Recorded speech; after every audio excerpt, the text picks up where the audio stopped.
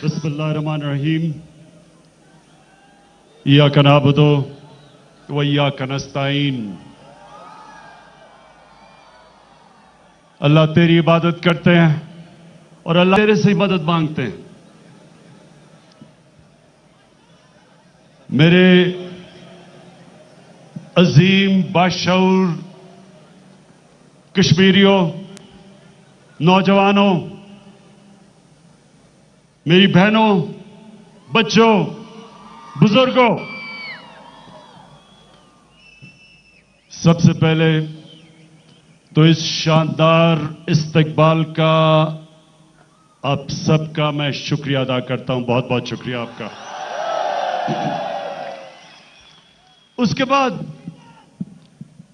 मैं पहले जो ये मुखालिफ कैंपेन कर रहे हैं, मैं दो चीजों की सफाई पेश करना चाहता हूं। पहले बाकी बातों से पहले यह कहा जा रहा है कि आजाद कश्मीर को मैं सूबा बनाना चाहता हूं।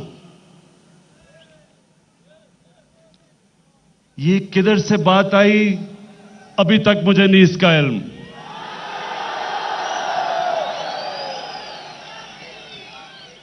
लेकिन जो मैं आपको अब वाज़ेह करना चाहता हूं कि 1948 में दो यूनाइटेड नेशन की सिक्योरिटी काउंसिल की रेजोल्यूशन थी।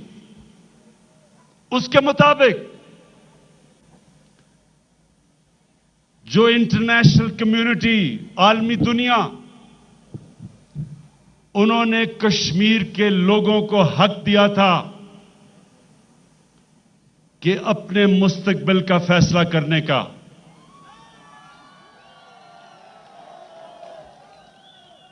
यूनाइटेड नेशंस की रेजोल्यूशन में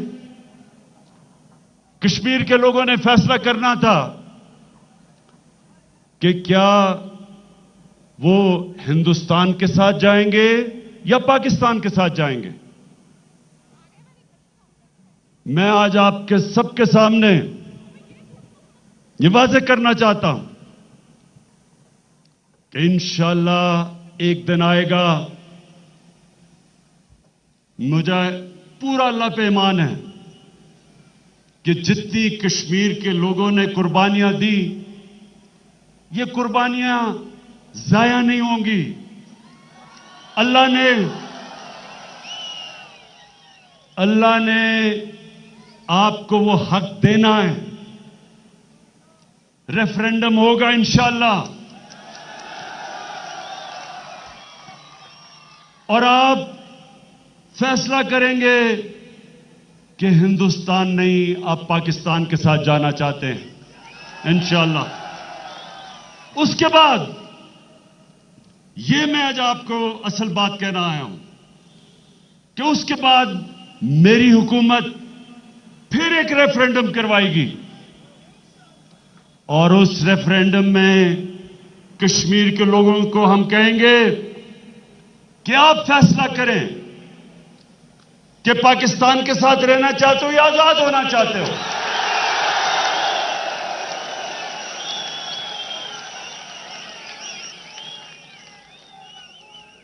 मेरे कश्मीरियों, ये जदोजहद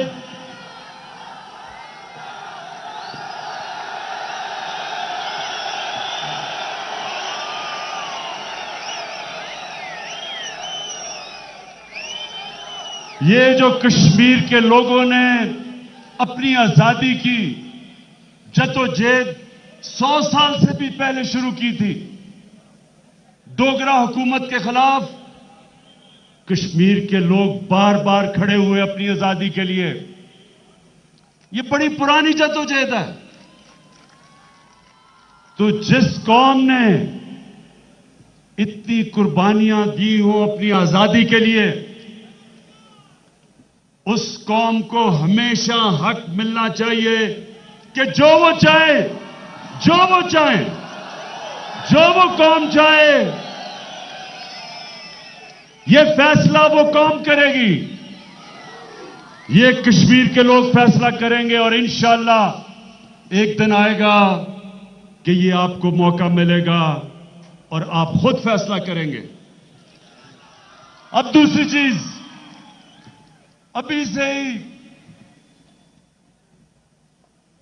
से ही बातचीत शुरू हो गई है कि जी इलेक्शन में धांधली होगी। नौजवानों, आप तो शायद छोटे हो, जब बुजुर्गों को पता होगा, जब मैं क्रिकेट खेलता था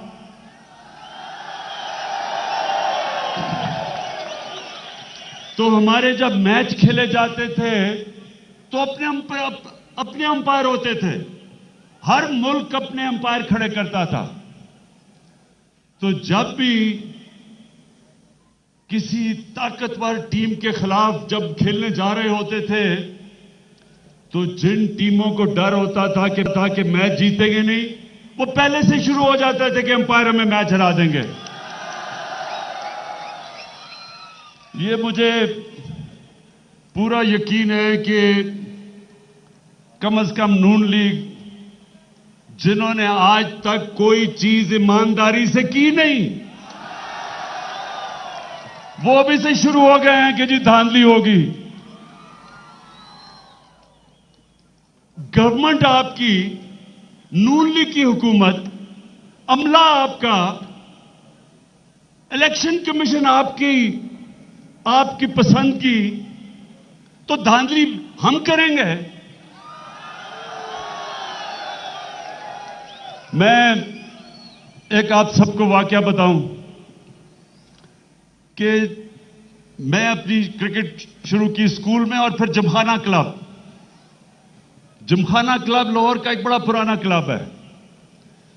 तो उधर जिधर हम क्रिकेट खेलते थे, एकदम हमें नजर आया एक बड़ा शौकीन आदमी, मोटा साहब, मैच खेलने आ गया और वो जिमखाना क्लब में आ गया। उसका नाम था नवाज शरीफ। अब ये मैं आज आपको इस जलसे में सच बात बता रहा हूं, और ये जो उन दिनों में जिमखाना में मैच खेलते थे वो सारे आपको मेरी तायद करेंगे। अब जनाब नवाज शरीफ मैच खेलने आ गया। पहले तो बेचारे जिस तरह की पॉलिटिक्स की है उसी तरह की क्रिकेट थी, लेकिन बन गया फाइनेंस मिनिस्टर। जब फाइनेंस मिनिस्टर बना तो तब जब मैच खेलने आता था तो अपने अंपायर लेके आता था ग्राउंड में। एक अंपायर डिप्टी कमिश्नर, दूसरा अंपायर कमिश्नर। जब आउट होता था वो नो बॉल कर देते थे। तो तब से नवाज शरीफ को और नून लीग को बड़ी बुरी आदत पड़ गई है। इनके लिए अच्छी अंपायरिंग तब है जब इनके अपने अंपायर खड़े हों। और आपको यह भी पता होगा कि क्रिकेट की 200 साला तारीख में 200 साला टेस्ट क्रिकेट की तारीख है। कौन इस 200 साला तारीख में न्यूट्रल अंपायर क्रिकेट की दुनिया में लेके आया? पाकिस्तान वो मुल्क था और उसका तब कप्तान आज आपके सामने खड़ा है। हम वो मुल्क थे जिसने दुनिया में पहली दफा न्यूट्रल अंपायर लेके आए, और किसके खिलाफ? उस वक्त की नहीं, दुनिया की सबसे ताकतवर टीम थी वेस्ट इंडीज। उनको हराना तो बड़ी बात थी, इज्जत से हारना बड़ी बात थी। उनके खिलाफ वो इतनी तगड़ी टीम थी। उसके खिलाफ 1986 में पहली दफा पाकिस्तान में हमने न्यूट्रल अंपायर टेस्ट क्रिकेट में लेके आए, और आज दुनिया में, सारी दुनिया में न्यूट्रल अंपायर है। तो हम 1 साल से लगे हुए हैं कहने सारी ऑपोजिशन की जमातों को कि आओ हमारे साथ बैठ के इलेक्शन सिस्टम की इस्लाहत करो। ताकि इलेक्शन हमारे मुल्क में ऐसे हो कि जो हारे तो वो मान जाए हार। 1 साल से इनको दावत दे रहे हैं ऑपोजिशन पार्टीज को, कोई नहीं आता। हमने तजवीज दी उनको इलेक्ट्रॉनिक वोटिंग मशीन्स की। ये नया, ये टेक्नोलॉजी का इस्तेमाल है। इससे क्या होता है, जैसे ही इलेक्शन खत्म हुआ, एक बटन दबाया और रिजल्ट आ गया। ना कोई आपको तकलीफ करनी पड़ती, डब्बे भरे जाएंगे, ना कोई डब्बे चोरी हो जाएंगे, ना कोई डबल स्टैंप करेगा। यह टेक्नोलॉजी का ऐसा इस्तेमाल है कि एकदम रिजल्ट आ जाता है। तो हम 1 साल से लगे हुए हैं, सुनते नहीं बात। और जब इलेक्शन आने लगा तो आप कहते हैं कि जी धांधली होगी। देखें मेरे पाकिस्तानियों, मेरे कश्मीरियों, इस कौम ने एक अजीम कौम बनना है इंशाअल्लाह। ये मुतमईन हो जाए कि इस कौम में जो अल्लाह ने सलाहियतें दी हैं, जो इस मुल्क को नेमतें दी हैं। अब मैं ये आपका सारा इलाका आधा घंटा गाड़ी में आ रहा था।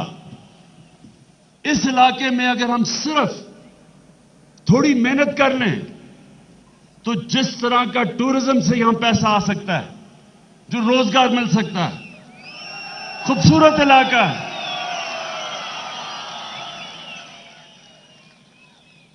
हम जब 2013 में पहली दफा तहरीक इंसाफ की हुकूमत आई पख्तूनख्वा में, पख्तूनख्वा तबाह हो चुका था। जो वॉर ऑन टेरर थी, किसी और की जंग, अमेरिका की जंग में हमने शिरकत की, तबाही मच गई पाकिस्तान में। और सबसे ज्यादा जिस सूबे के अंदर तबाही आई वो पख्तूनख्वा था। हम जब आए 500 पुलिस वाले शहीद हो चुके थे,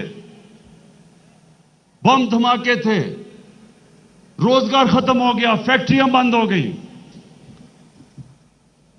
तो 2013 और 2018 के बीच में जब तहरीक इंसाफ की हुकूमत थी तो यूएनडीपी की रिपोर्ट है, यूनाइटेड नेशंस डेवलपमेंट प्रोग्राम, उन्होंने अभी चंद महीने पहले अपनी रिपोर्ट शाया की है। जिस सूबे में, सारे पाकिस्तान में सबसे तेजी से गुर्बत कम हुई थी, वो 2013 और 18 में पख्तूनख्वा सूबा था, जिधर सबसे तेजी से गुर्बत कम हुई थी। वो सूबा जिधर सबसे ज्यादा तबाही मची थी। और उन्होंने 3 चीजें कही। एक, कि गुर्बत सबसे उस सूबे में कम हुई तेजी से। दूसरा, अमीर गरीब में फर्क कम हुआ, यानी कि नीचे से लोग ऊपर आ गए। और तीसरी चीज कि ह्यूमन डेवलपमेंट, इंसानों के ऊपर जिस सूबे ने सबसे ज्यादा खर्च किया, ह्यूमन डेवलपमेंट जो सबसे ऊपर गई, वो पख्तूनख्वा की थी।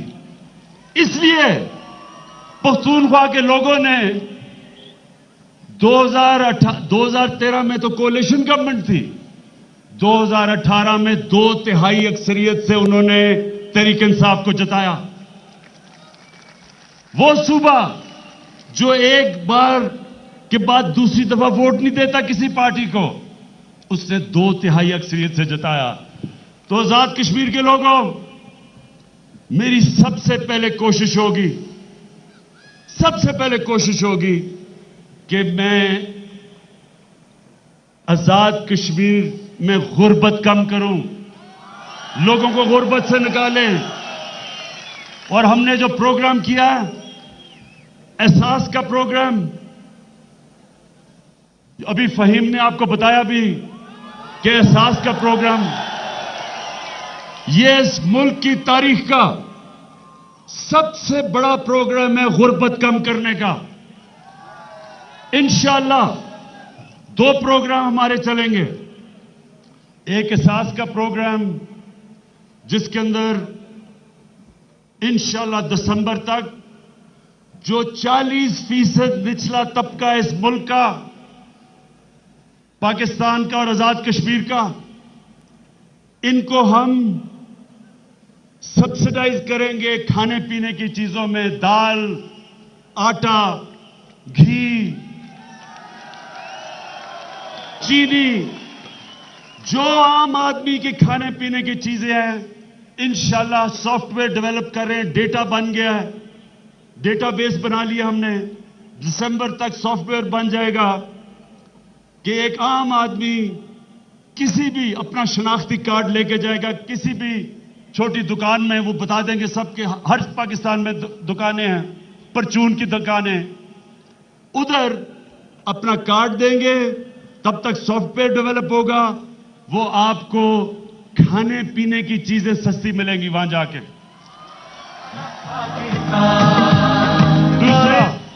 दूसरा कामयाब पाकिस्तान, ये एक और प्रोग्राम है। इसमें क्या होगा?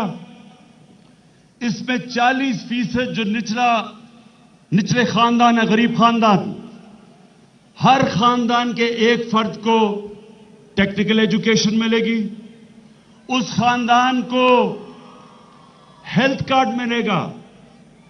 हेल्थ कार्ड का मतलब हेल्थ इंश्योरेंस, यानी सारे खानदान के पास 10 लाख रुपए की हेल्थ इंश्योरेंस होगी, कहीं भी जाके अपना इलाज करवा सको। तीसरी चीज, उस खानदान में एक फर्द को सूद के बगैर कर्जा दिया जाएगा कि अपनी दुकान खोले, अपनी टूरिज्म डेवलप करे, कुछ भी, एक फर्द को कर्जा दिया जाएगा, एक फर्द को टेक्निकल एजुकेशन, ताकि वो हुनर सीख सके, वो कमाई कर सके। तो ये 500 अरब रुपया हमने इस प्रोग्राम के लिए, कामयाब पाकिस्तान के लिए दिया है। वो शुरू हो जाएगा इंशाल्लाह हमारा महीने तक। और आखिर में मेरे कश्मीर के लोगों, ये याद रख लें कि पिछले 10 साल वो दोनों हुकूमतों को देख लें और ये हमारा दौर देख लें, अभी 3 साल पूरे नहीं हुए। क्या 10 सालों में सारी दुनिया में कश्मीर का किसी ने नाम लिया? क्या यूनाइटेड नेशन में जाके किसी ने तकरीर की? क्या किसी ने बाहर इंटरव्यू दिया? वो तो बड़ी दूर की बात है। वहां जनाब नरेंद्र मोदी को शादियों पे बुलाया जा रहा है, वो पाकिस्तान को बुरा भला कह रहा है, वो कश्मीर के लोगों के ऊपर 9 बच्चों को पैलेट गन से अंधा कर रहा है, तशद्दुद कर रहा है, और यहां जनाब शादियों पे बुलाया जा रहा है। और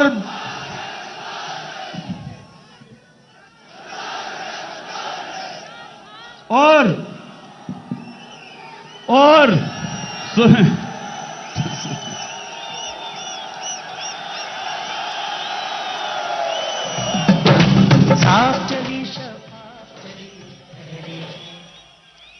डीजे बटने से तुम कमजोर हो गए हो काफी। अच्छा सुने, मिलते करके शादी पे बुलाया है कि मोदी साहब मेरे घर आ जाओ, बड़ी रौनक होगी आपके आने से। वो पाकिस्तानियों के ऊपर तशद्दुद कर रहा है। हर जगह दुनिया में जिधर वो जाता था कहता था पाकिस्तान एक दहशतगर्द मुल्क है, और ये मिन्नतें कर रहा है कि हमारी जी शादी पे आ जाओ। उधर कश्मीरियों पे जुल्म कर रहा है। लेकिन जी यहां वो बरकत दत्त, बहुत बड़ी सहाफी है हिंदुस्तान की, वो अपनी किताब में लिखती है कि नेपाल में एक कॉन्फ्रेंस थी, तो जनाब नवाज शरीफ ने खुफिया मीटिंग की नरेंद्र मोदी से। लेकिन आगे सुने, आजकल तो बड़ी फौज की तारीफें हो रही हैं, मैं देख रहा हूं, लेकिन उस मीटिंग में वो क्या कहती है? उस मीटिंग में कहती है वो बरकत दत्त कि नवाज शरीफ ने खुफिया मीटिंग इसलिए की कि अपनी फौज से, पाकिस्तानी फौज से डरा हुआ था। फिर हिंदुस्तान जाता है, वहां हुर्रियत कश्मीरी लीडर से नहीं मिलता कि मोदी साहब नाराज ना हो जाएं। तो इन लोगों ने ये जरा पीछे जब आपसी तकरीरें करते हैं यहां, इनसे पूछे तो सही कि अपने 5 साल में आपने क्या किया। और उधर तो पूछे ही नाना वो जरदारी का, जरदारी को पैसे गिनने में वक्त मिलता तो वो कश्मीर की बात करता। इसलिए इंशाअल्लाह आपकी आवाज आपके लिए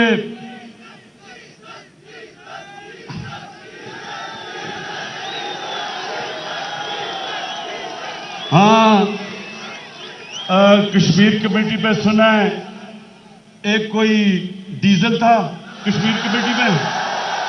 अच्छा छोड़े उनको, छोड़े उसको। तो मैं ये कह रहा हूं कि हर फोरम पे अभी भी मैंने उठाया, बाहर साथियों से, दुनिया के मुल्कों के सरबराहों से, हेड्स ऑफ स्टेट से, बर्तानिया के, फ्रांस के, जर्मनी के, सबको मैंने टेलीफोन कर करके मुलाकातें करके बताया कि कश्मीर पे कितना जुल्म हो रहा है। आगे भी करूंगा, यूनाइटेड नेशन में बात करूंगा, मीडिया पे करूंगा और करता हूं।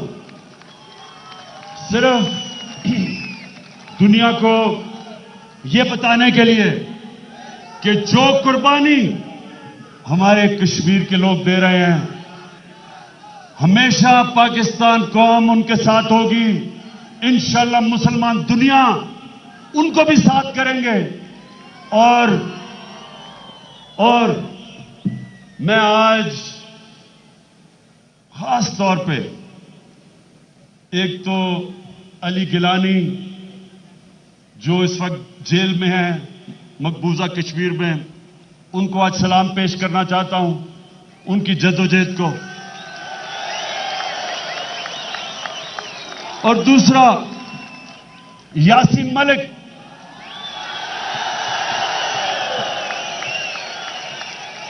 आज से 16 साल पहले जब जल्जला आया था, जब आजाद कश्मीर में जल्जला आया था,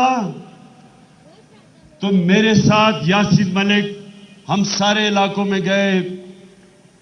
कश्मीर से वो पैसे लेके आया था और यासीन मलिक ने सारे लोगों के अंदर मुतासरीन में पैसे बांटे, वो मैं कभी नहीं भूल सकता। तो आज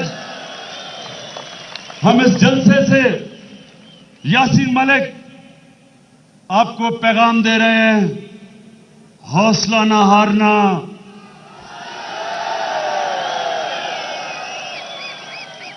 अल्लाह कुरान में कहता है ईमान वाले लोगों के लिए जो सब्र करते हैं मुश्किल वक्त में, सबसे अल्लाह को जो इंसान में अच्छी, उसके किरदार में जो सबसे अच्छी सिफ्त लगती है, मुश्किल वक्त पे सब्र करना।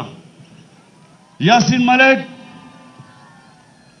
थोड़ा और सब्र करो, क्योंकि ईमान वाले लोगों के लिए अल्लाह का एक वादा है। कुरान में वो कहता है हर मुश्किल के बाद मैं आसानी पैदा करता हूं। इंशाअल्लाह आसानी आने वाली है, इंशाअल्लाह आसानियां आने वाली हैं। और फिर से सारी कौम आपके साथ खड़ी है, पाकिस्तान और कश्मीर की कौम दुआएं कर रही है आपके लिए, कश्मीर के लोगों के लिए। और हमारा ये ईमान है कि आपको वो हक मिलेगा जिसके लिए इतनी कुर्बानियां आपकी कौम ने दी, और हक ये कि आप खुद फैसला करेंगे अपने मुस्तकबिल का। जिंदाबाद कश्मीर। वज़ीर आज़म आज़ाद कश्मीर में जलसे से खिताब करे तो उन्होंने कहा कि ये कहा जा रहा है कि मैं आज़ाद कश्मीर को सूबा बनाना चाहता हूँ। आज़ाद कश्मीर को सूबा बनाने की बात कहाँ से आई, अभी तक इसका इल्म नहीं है। अल्लाह ने कश्मीरियों को उनका हक ज़रूर देना है। कश्मीरी अवाम फैसला करेंगे, भारत नहीं पाकिस्तान के साथ जाना चाहते हैं। मेरी हुकूमत भी रेफरेंडम कराएगी कि आप पाकिस्तान के साथ चाहते हैं या आज़ाद होना चाहते हैं। एक दिन आएगा कश्मीरी अपने मुस्तकबिल का फैसला खुद करेंगे। जिस कौम ने आज़ादी के लिए इतनी कुर्बानियाँ दी उसे उसका हक मिलना चाहिए। आलमी बरादरी में कश्मीरियों के लिए आवाज़ उठाता हूँ और उठाता रहूँगा।